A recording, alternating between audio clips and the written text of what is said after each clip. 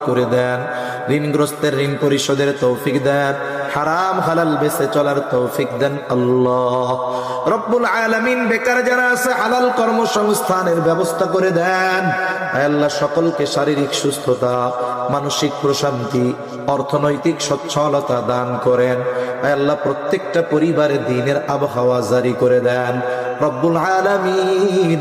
খাস করে আমরা যারা হাত উঁচু করেছি আল্লাহ, আমাদের মধ্যে হয়তো অনেকের মা নাই, অনেকের বাবা নাই। আয় আল্লাহ, মা বাবা কত বড় নেয়ামত, যার নাই সে বোঝে মা বাবা কত বড় নেয়ামত। আয় আল্লাহ, দুনিয়ার অপর প্রান্তে আমেরিকার খবর মুহূর্তের ভিতরে পাওয়া যায়, দেখা যায়।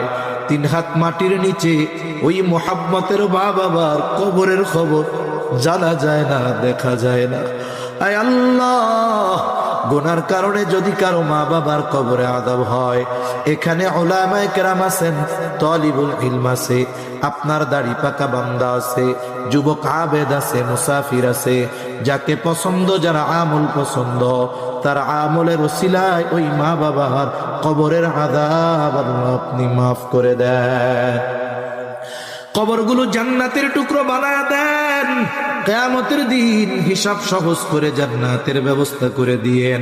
যাদের মা বাবা বেঁচে আছে, সুস্থ দীর্ঘনেক হায়াত আল্লাহ আপনি দান করেন। আয় আল্লাহ, যাদের সন্তান অবাধ্য আছে, সন্তানগুলারে বাধ্য করে দেন।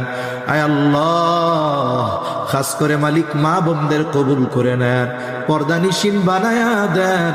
আয় আল্লাহ, 5 ওয়াক্ত নামাজ যথাযথভাবে আদায় করার তৌফিক দেন রব্বুল আলামিন। আমাদের সকলকে সকল পাপাচার, অনাচার, অশ্লীলতা থেকে বেঁচে থাকার তৌফিক ও হিম্মত দেন রব্বুল আলামিন। বেনামাজিদের নামাজি বানায়া দেন, সুন্নাত বিহীন মানুষগুলোকে সুন্নাতওয়ালা বানায়া দেন। আয় আল্লাহ, দ্বীনের উপরে চলা আপনি সহজ করে দেন। আয় আল্লাহ, আমাদের নসল, আমাদের আগামী প্রজন্মকে দ্বীনের উপরে অটল অবিচল থাকার, রাখার জিম্মাদারি আল্লাহ আপনি নিয়ে নেন রব্বুল আলামিন। আমাদের সকলকে বারবার মক্কা মদিনা জিয়ারতের তৌফিক দেন।